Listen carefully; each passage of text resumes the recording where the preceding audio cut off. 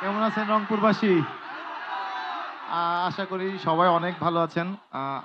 আপনাদের এখানে এসে আমরা অ্যাকচুয়ালি অনেক বেশি মুগ্ধ হয়েছি আপনাদের ভালোবাসা।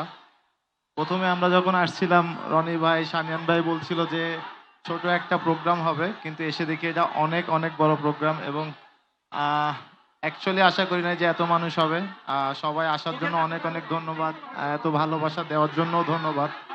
সবাই আমাদের জন্য দোয়া করবেন, আশীর্বাদ করবেন যেন বাকি ম্যাচগুলো আমরা সবাই মিলে একত্রিতভাবে আমরা প্লেয়ার রংপুরবাসী একত্রিতভাবে ম্যাচগুলো খেলে জিততে পারি।